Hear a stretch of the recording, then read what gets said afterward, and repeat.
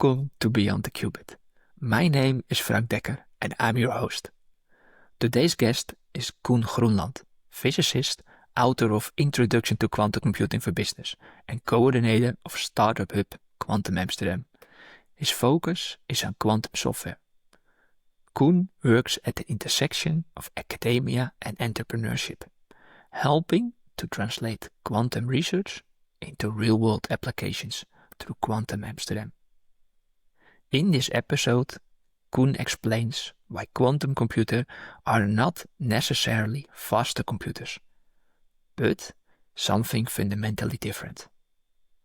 He explains how quantum algorithms, not hardware speed, will drive breakthroughs, why error correction is the biggest bottleneck, and what new approaches like low-density parity check codes could mean for future platforms. How encryption and blockchain could be impacted when hardware and algorithms finally meet. Before we start with the podcast, I have an important disclosure.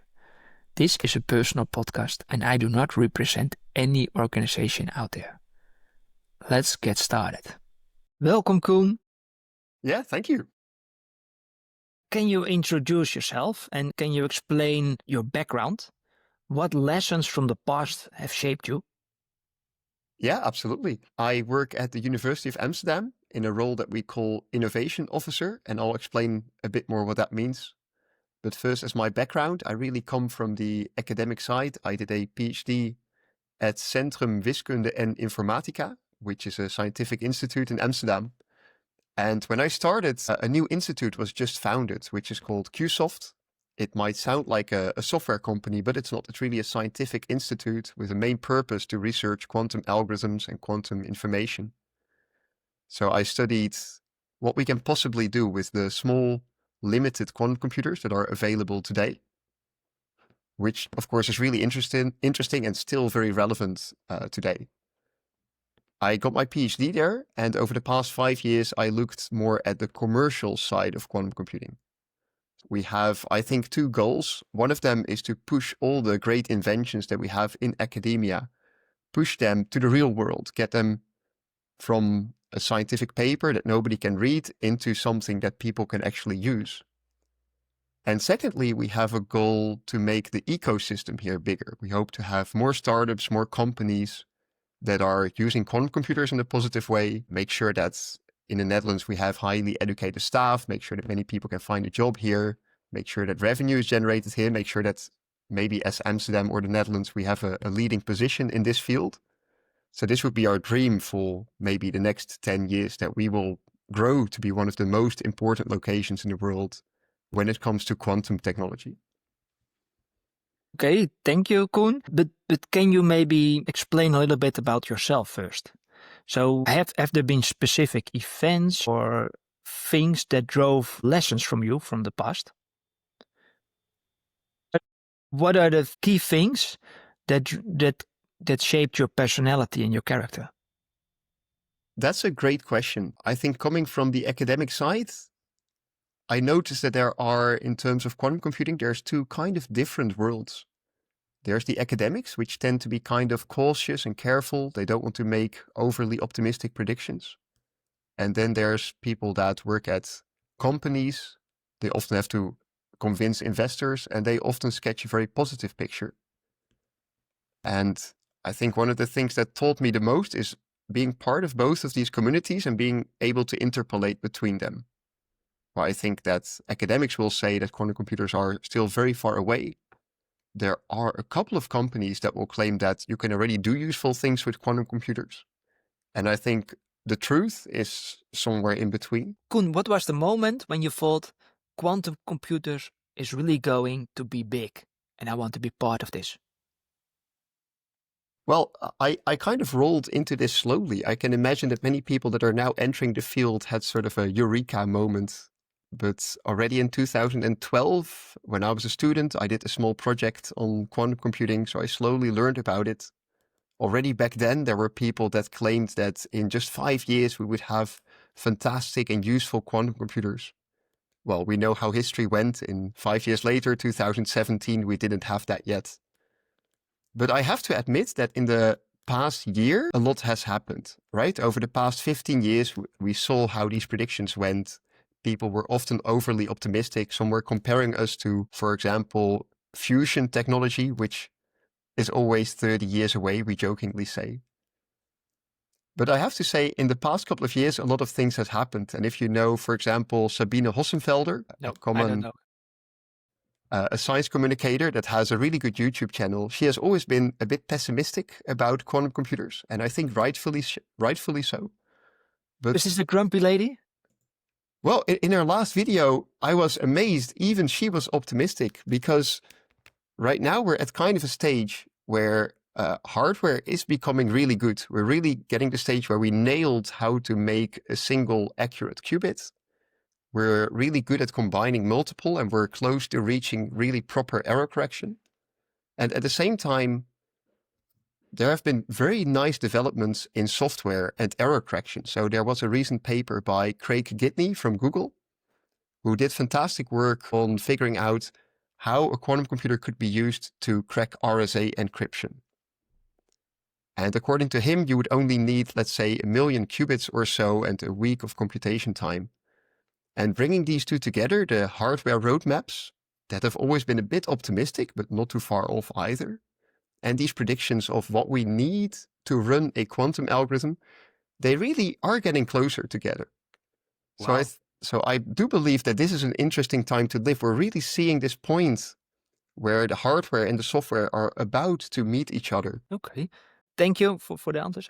What do you see as the biggest misconception that people have about quantum technology? That's a great question. And I think there are many, many misconceptions. Quantum computing is understandably a very complicated topic. If I had to pick one for this podcast, I would say that many people present quantum computers as just much faster hardware. You could just replace your classical computer with a quantum computer and you will solve everything much faster. And that's of course not true. I think quantum computers are incredibly slow computers, sort of surprisingly. I would say that quantum computers are probably 100 or 1,000 times slower than a regular computer. And then on top of that, they also make mistakes. So they have to account for that. They have to do error correction. And that adds another few orders of magnitude in slowness. So I hope that's sort of surprising for many people. And then you should ask the question, why are we even interested in these computers? And that's because they run new kinds of algorithms. Algorithms that you could not run on your laptop or a phone or even a supercomputer, a regular supercomputer. And the impact of algorithms is enormous. For example, if you look at this example of breaking RSA encryption, a regular computer cannot do this. That's the whole assumption. We use encryption every day. It would probably take hundreds of years to actually do this with the best classical computers that we have today. And a quantum computer could do this in a couple of days or a couple of hours. And that's just to sketch how important these algorithms are. If you run this algorithm even on a much slower quantum computer, you still have a massive speed up. And that's, I hope that this is a misconception that can be debunked for as many people as possible. Because if you look at the field in this way, it's much easier to understand what problems we have around quantum computers and what the important aspects are. I even find this so important that I wrote this book about this, Introduction to Quantum Computing for Business. And I think the main point of this book is that we need to understand the impact of quantum algorithms a lot better. I've bought the book, I've read it, and I've thought it was really useful. So I can recommend everybody to go through the book of Koen. Where can people find the book, Koen? In If Europe, you're interested in it? Absolutely.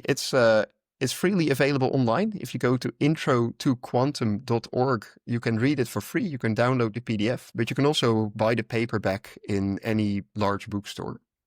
I bought the paperback to support you. I think you did a great job. And I like to have the paperback. So maybe a short recap. You said, okay, one of the common mistakes is that people expect that quantum computers are really fast, but actually they're really slow. But it's almost, you said, like software eats the world. You didn't say that, but you said, okay, with quantum algorithms, you can really make a change. First of all, I want to know a little bit, what are you researching now? And why is this topic that you research, why is it important and why are you motivated to work on it? I kind of have multiple hats, so I think it's nice to mention two different things that I'm Yes, researching. please. One of them is very technical. One of them is about quantum key distribution. So that's a use case where we use a quantum internet. We need to have a glass fiber or so in the ground over which we can send qubits. And if you can do that, you can form sort of an add-on layer for cybersecurity. In fact, you can establish keys between remote parties where otherwise you might send a courier or so with a suitcase full of codes and bring that to somewhere else. And that has the quantum key distribution has a big flaw because it assumes that you already sort of identified who is on the other side of the line. Who are you talking with? And that's already a fundamental problem in cryptography that is kind of hard to solve if you want to have the same security guarantees that quantum key distribution offers. I don't really understand that. Why is that? So why is it a flaw that you need to know who is on the other side? Well, the biggest risk is a man in the middle attack. So assume that we believe that we're talking to each other in this podcast now. It could be that there's somebody in the middle that is just relaying our voice. And they could, if they want to, maybe insert misinformation or change anything about what we say. Of course, for voice, that's a bit hard. But if you're just sending text messages or emails, that is definitely plausible. And if we're trying to negotiate a key remotely, now that really becomes a big problem. Yes. It would really be a problem if... We have to make sure that it's really between you and me. That's the first. Now I'm with you. Okay, now that makes a lot of sense. Coming back, maybe you said I have multiple hats on. So on one hand, one hat that you wear is your research on quantum key distribution. What are the other hats? You might say that I have three different hats on. One of them is indeed as a researcher. So currently we're looking at quantum key distribution. I work at this institute called QSoft. So we still hope to make QSoft a very successful institute. We already are. But we want to do just slightly more than that. We want to not only publish fantastic papers, but also give something useful back to society. And maybe the most interesting hat for the purpose of this podcast is I've for a long time been coordinating the hub called Quantum Amsterdam, which has as a purpose to ensure that Amsterdam is leading in terms of quantum technology. And when I say Amsterdam, I mean the ecosystem of everybody that's working on cool quantum technology, the startups, the academics, also students, also teachers, also the end users, companies that might be interested. So our vision is that in 10 years, people will say, so you want to work on quantum technology? Sure. Then you need to go to the Netherlands. And then, of course, I hope they will first say Amsterdam. But if they would say Delft or Twente, I would also be perfectly happy with that. Okay, that sounds interesting. What developments see you in your field and what impact will it have on the quantum technology? Well, if I look at quantum computers, I think by far the most interesting developments I can point out are in hardware. There have been really cool improvements. For example, the bigger companies like IBM, QEra, Google, they have really shown how they can make increasingly complex and large quantum computers. They're easily building a couple of hundred qubits now. And building a couple of hundreds of qubits is already complicated, but making them play together, I think, is the most difficult task. So I really want to point at quantum error correction. That is, if you ask me, the biggest improvement that is taking place right now. And I think one of the big moonshot achievements that we can hopefully see in a couple of years is where people can make a logical qubit that can last for a very long time, almost indefinitely, at least billions of times longer than a single physical qubit would live. So this would be my prediction. Absolutely. How do you see this? So, and if you say I see improvements in error correction ratio, what technology do you mean, or do you mean general for all of them? Yeah, I absolutely agree. We have an incredibly interesting race between all these different hardware platforms. They all have their pros and cons. Like you said, superconducting qubits, I think, are right now the most established and most mature platform, but I guess putting multiple chips together is among the hardest for them. Ironically, I think the improvements to error correction sometimes the improvements are so fundamental that they work for every platform. But also, if you zoom in a bit and look at the precise type of error correction that is used, it's most likely that, for example, superconducting qubit platforms will use different error correction than, say, cold atoms, simply because superconductors, the qubits are fixed in place. They can only talk to their neighbors. So you want to avoid doing any operation that involves faraway qubits.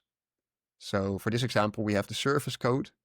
It's specifically designed to work with a square grid kind of configuration of qubits, where qubits only talk to their nearest neighbors. And there have been fantastic improvements in error correction. And if you look at these estimates of Craig Gidney, who says that we can crack RSA encryption in, let's say, a week, he looks specifically at surface codes. But theoretically, we can do much better than these surface codes.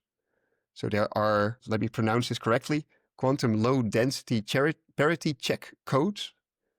They involve these operations between faraway qubits. So that's unfortunate for superconducting platforms. But for most other platforms, this might be a much better way to do error correction. And which one will work better? Yeah, we'll have to see. It's an interesting race, and it's, I guess, good for everybody that we have multiple horses to bet on.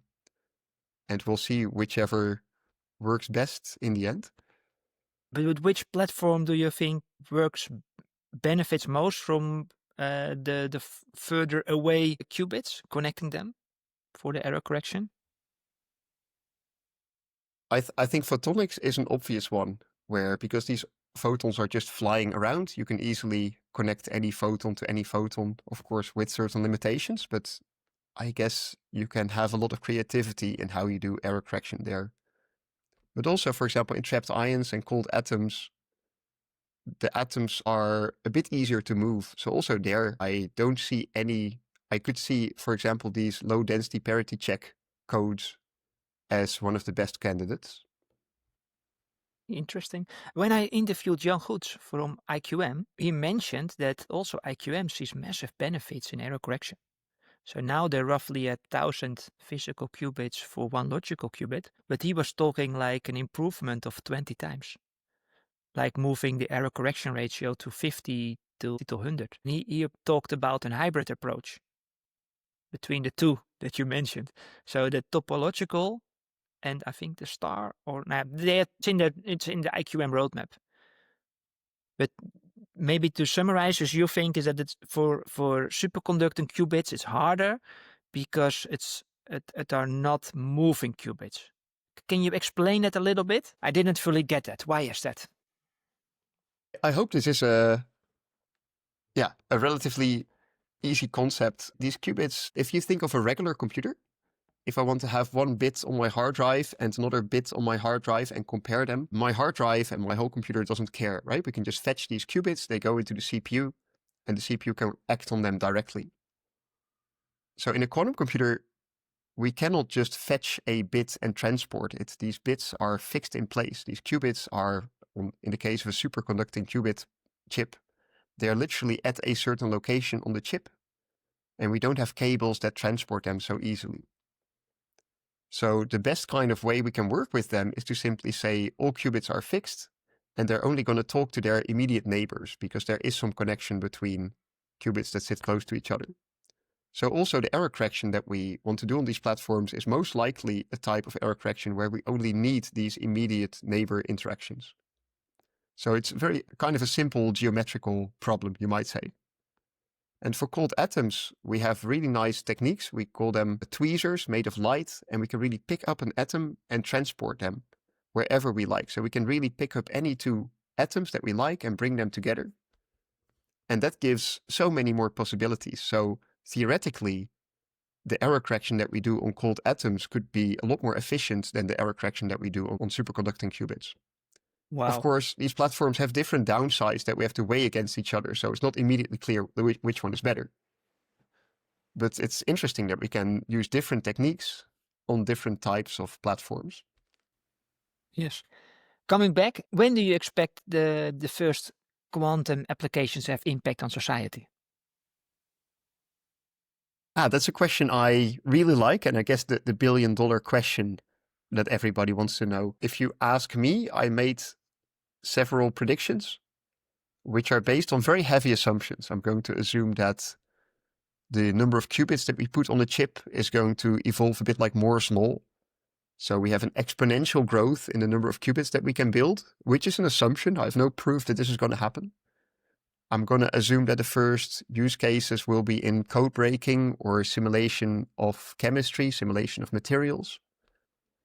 And if I look at these numbers, I would say that in about 10 years, say 2035, that's roughly the range where we will see the first applications.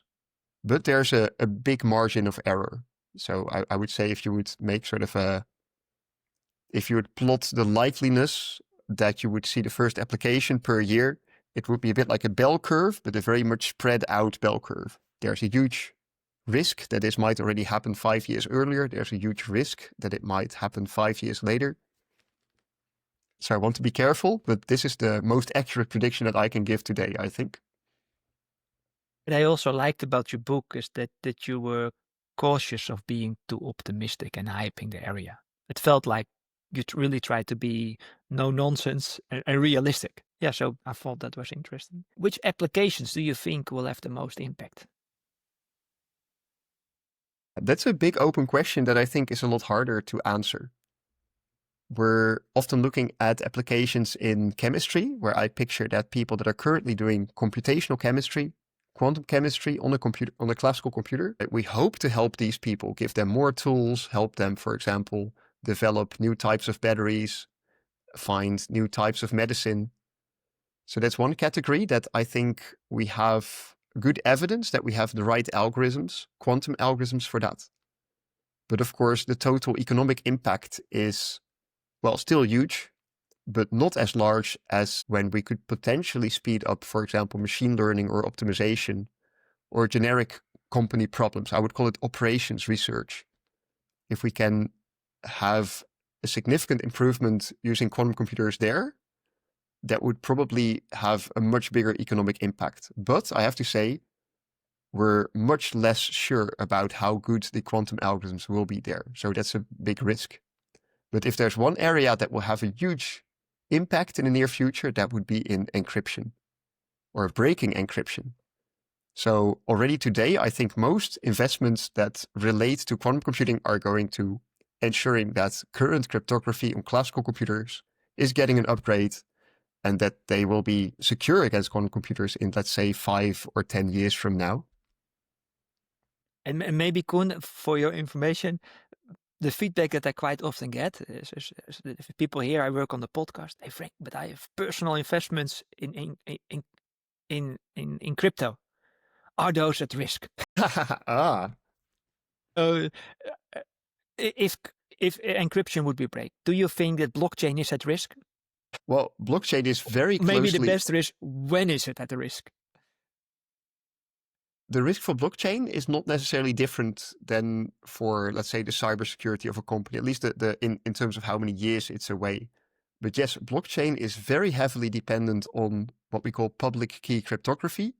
For example, your bank account number effectively, that is effectively your public key. And a quantum computer can find the secret key that comes with this public key relatively easily. So when we have large quantum computers that can run Shor's algorithm, then many cryptocurrencies are at risk. And the amount of risk kind of depends on the way they approach things. For example, Deloitte did a bit of research on this. And Ethereum used a very smart trick where they, for example, hash the public keys before they make them public. And that kind of prevents most attacks. I would still recommend them to go to a new cryptographic method. They should use post-quantum cryptography that is secure against quantum computers. But for the time being, there's not so much risk. For Bitcoin, especially old addresses can easily be cracked. And I think if these old addresses are opened, that's also going to be very disturbing for the Bitcoin market.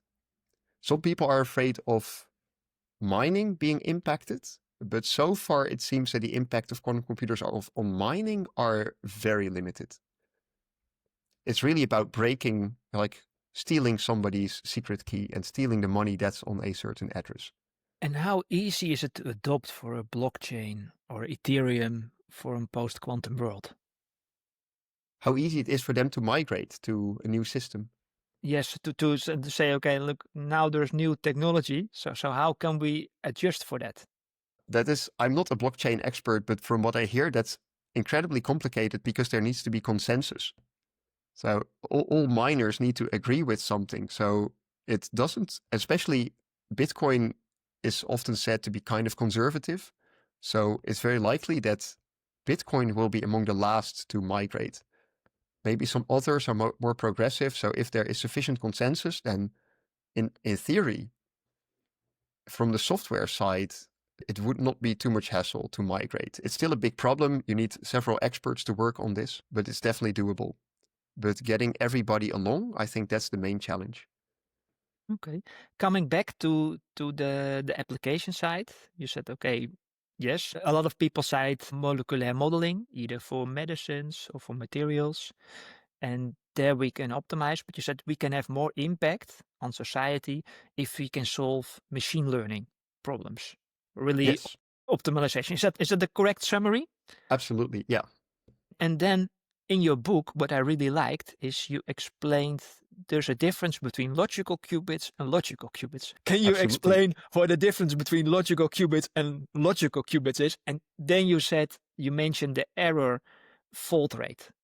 So how Yes. many nines about the dot do we need to have logical qubits? And there are different definitions of logical qubits.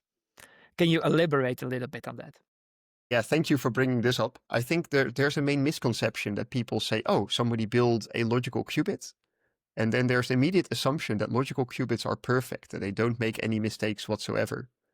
But logical qubits are equally prone to errors. The only thing is, the point of a logical qubit is to exponentially suppress errors compared to what a regular bare physical qubit does.